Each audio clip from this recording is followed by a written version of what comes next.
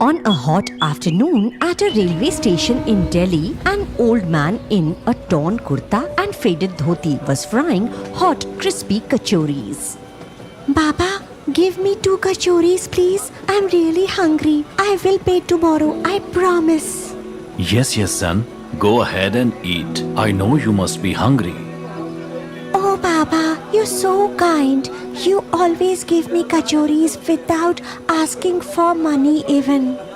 Bablu happily takes the kachoris and sits on a bench nearby. Ramlal often fed poor hungry kids like this for free.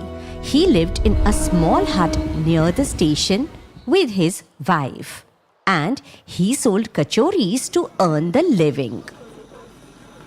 Baba, please give me 1 plate of hot kachoris. Of course, daughter. Just a moment. As soon as the woman takes the bite of the kachori, her tired face lights up. Wow! After so many years, I have finally tasted real kachoris. Thank you, daughter. Slowly, more customers start arriving and Ramlal gets busy serving them. His entire day passes this way. At night, just as Ramlal is packing up his cart, Bablu comes running to him with a bag in his hand. Baba, here is a new kurta for you. I told mom yours was torn, so she stitched one for you from the leftover cloth. You really care about me, don't you? Thank your mom from me. Okay, I'll go now. See you tomorrow. The next day, Ramlal comes wearing the kurta stitched by Bablu's mother. But Bablu doesn't show up at the station that day.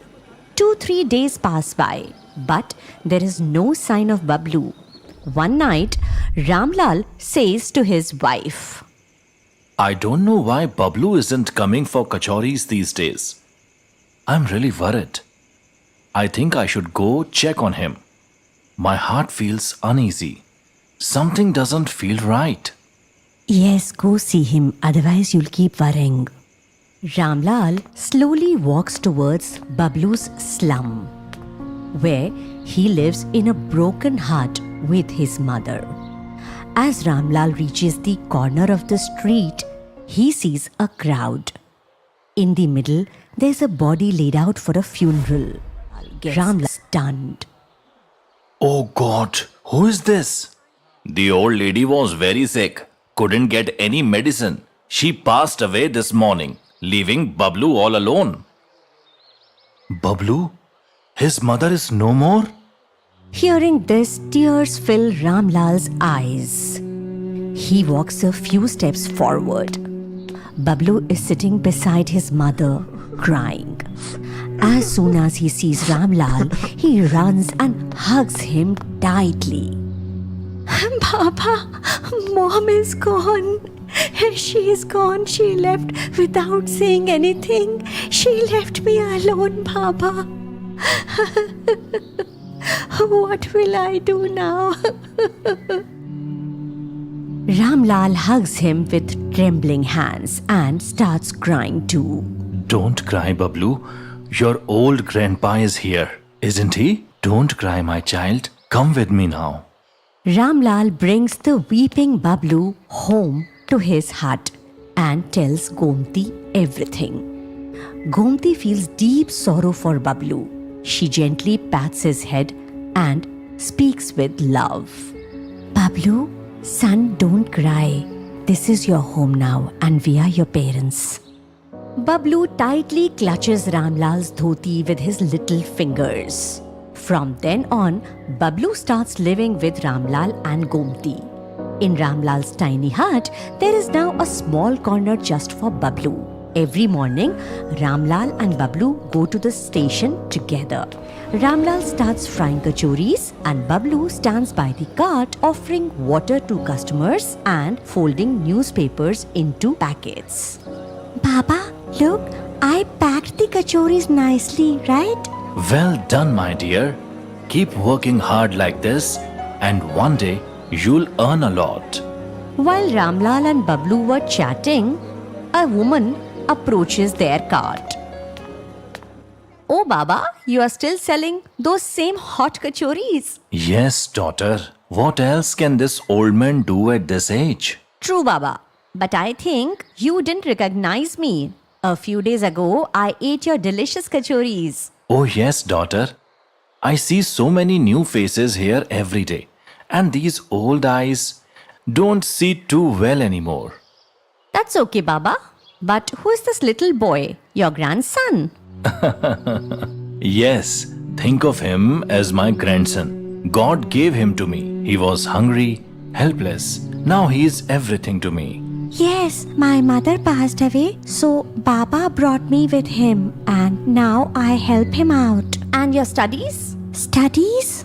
You are at an age to study, not to make kachoris, child. But how can I go to school? I have to help Baba and we don't have enough money to. If you studied, you could have not only changed your life but given your Baba a better life too. How long will he work like this in his old age? I help many kids like you to get free education. Here is my number. Call me if you ever feel like studying. Shalini gives Bablu a paper with her number on it. Her words keep echoing in Bablu's mind. He can't sleep that night. He just keeps on staring at that piece of paper. Can I really change Amma and Baba's lives? Bablu gets up from the cot and looks at his Amma Baba. He has a few coins in his pocket and quietly leaves the house at midnight. By morning, Ramlal and Gomti search for Bablu everywhere, but he's nowhere to be found. Where has this boy gone? He never leaves without telling us. I have searched everywhere too, but he's nowhere. Time passes, but Bablu never returns. That day, there is no food at home and Ramlal doesn't go out to sell the kachoris. Days turns into years. Ramlal and Gomti grow even older. But not a single day goes by without them waiting for Bablu to return. Years pass by and now Ramlal's hands tremble while frying kachoris and his back gets bent. Hey, old man, hurry up and give me a hot plate of kachoris. Yes, son. Just give me a minute. As Ramlal serves him, his shaky hands spill the kachori on the dress of that man. The rich man gets really angry on him. What the hell, old man? If you can't move properly, go back on the street. Why are you even here? I am sorry, son. It was a mistake. Please forgive me. The rich man doesn't listen and throws all his kachoris on the ground. Ramlal pleads with folded hands. Please don't do this. I'll give you fresh ones. Please forgive me. Just then, a boy comes and lifts Ramlal up. Don't you have any manners while talking to elders? Whoa, hero, is he your father or what? Why are you defending him? Yes, he's my grandpa, and you'll apologize to him right now. Don't you ever